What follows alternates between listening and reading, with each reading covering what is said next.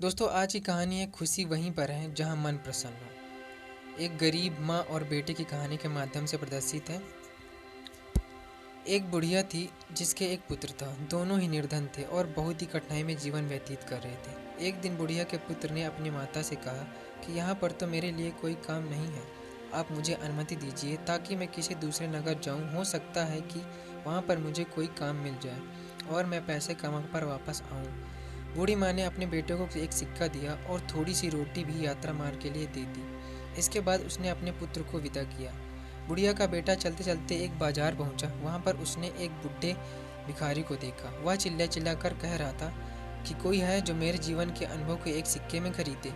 कोई भी उस बूढ़े भिखारी की बात नहीं सुन रहा था। इसी बीच उस युवक ने सोचा कि मेरे पास एक सिक्के के अतिरिक्त कुछ भी नहीं है, क्यों ना यह सिक्का मैं इस बूढ़े को दे दूं। उसने यह सोचते हुए कहा कि आजीविका का प्रबंध करने वाला तो ईश्वर है। वह सिक्का बूढ़े को दे दिया। सिक्का देते समय युवक ने उस बूढ़े से कहा कि अब तुम मुझको अपने जीवन का अनुभव बताओ। बूढ़े ने कहा कि कोई भी अब अपनी वर्तमान स्थिति से संतुष्ट नहीं है। वह सोचता है कि इस स्थान से किसी दूसरे स्थान पर जाऊं ताकि मेरी स्थिति बेहतर हो जाए। बूढ़े ने कहा कि मेरे हिसाब से तो वह स्थान उचित है जहाँ पर मन को शांति मिले। प्रसन्नता महत्वपूर्ण है, ना कि स्थान। बूढ़े की बात सुनने के पश्चात युवा आगे बढ़ गया और चलते चलते एक जंगल में पहुंचा। वहां पर उसने देखा कि बहुत से लोग एक कुएं के किनारे जमा हैं। उसने उन लोगों से पूछा कि क्या हुआ। लोगों ने कहा कि इस आशा के साथ हमारा कारवां यहाँ पर आया था कि इस कुएं से पानी निकाल कर पिएंगे। अब हम वहाँ प्यासे हैं और हमारे पशु भी प्यासे हैं। हमने कुएं से पानी निकालने के लिए कई बार रस्सी में बाल्टी बांधकर कुएं में डाली और हर बार रस्सी टूट गई और बाल्टी कुएं में गिर गई। अंत में हमने एक व्यक्ति को कुएं में भेजा ताकि वह हमारी बाल्टियों को वापस ले आए, किंतु वह भी वापस नहीं आया। पता नहीं कुएं में क्या है। युवक ने अपने घर से काम के लिए ही निकला था। उसने यह सोचा कि इन लोगों को अपनी योग्यता और क्षमता को प्रदर्शित करने का यह बहुत अच्छा अवसर है। हो सकता है कि कारवां के लोग इसे देखकर मुझे कोई काम सौंप दें। उसने कारवां वालों को संबोधित करते हुए कहा कि यदि आप अनुमति दें तो मैं कुएं में जाकर देखूं कि वहाँ पर क्या है। कारवां वालों ने उसे तुरंत कुएं में जाने की अनुमति दे दी, क्योंकि वे स्वयं इस कार्य से डर रहे थे। उन्होंने युवक की कमर में रस्सी बांधी और उसे कुएं में भेज दिया। वह दीवार के सहारे धीरे धीरे कुएं में उतर रहा था। जैसे ही वह पानी के निकट पहुंचकर बाल्टियों को ढूंढने का प्रयास कर रहा था, एकदम से उसने एक बहुत बड़े काले देव को देखा। देव ने उससे कहा कि तुम यहाँ पर क्या कर रहे हो। देव को देखकर नौजवान डर गया। उसने देव को सलाम किया। इस पर देव हंसा और बोला, सलाम सुरक्षा लाता है।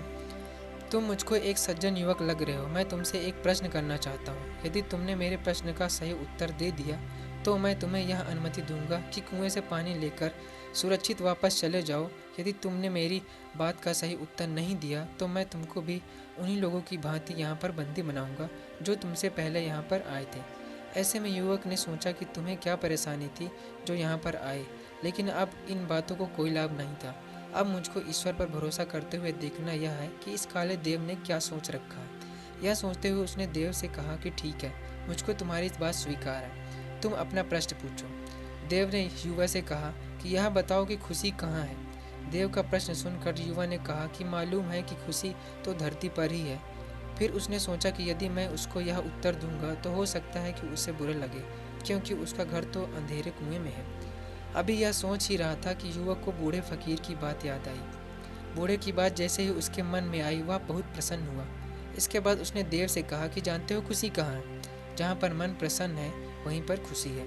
उसकी बात सुनकर देव बहुत प्रसन्न हुआ। उसने कहा कि तुम्हारी बातों से पता चलता है कि तुम बहुत समझदार हो और अनुभवी हो।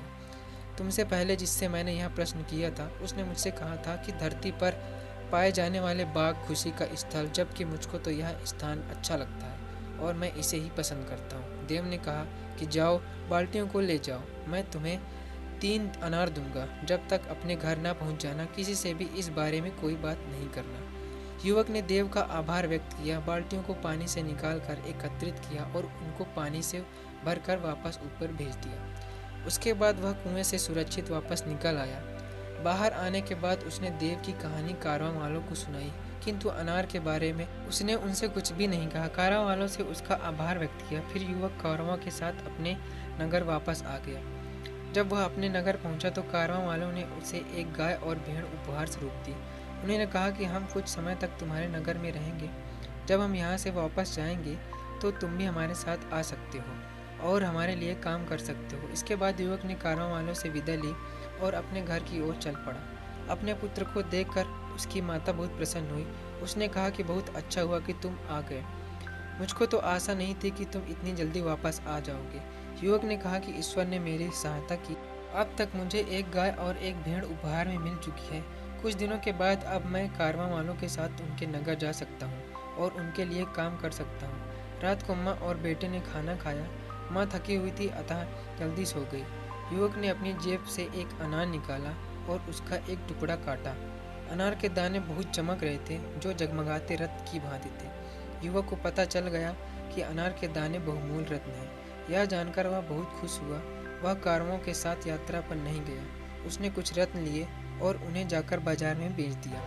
उनसे मिलने वाले पैसों से उसने एक दुकान खरीदी और व्यापार आरंभ किया। जब भी लोग किसी ऐसे व्यक्ति को देखते हैं जो अनुपयुक्त स्थान पर रहता हो या उसकी आय कम हो और बड़ी कठिनाइयों में जीवन व्यतीत करता हो, लेकिन इन सब के बावजूद भी वह प्रसन्न हो, तो लोग यह कहावत दोहराते हैं, खुजा खुश अस्त, आंजा के दिल खुश अस्त। अर्थात खुशी वहीं पर है जहाँ मन प्रसन्न हो। कहानी पसंद आई हो तो वीडियो को लाइक करें और ऐसी ही कहानी सुनने के लिए हमारे चैनल को सब्सक्राइब करें।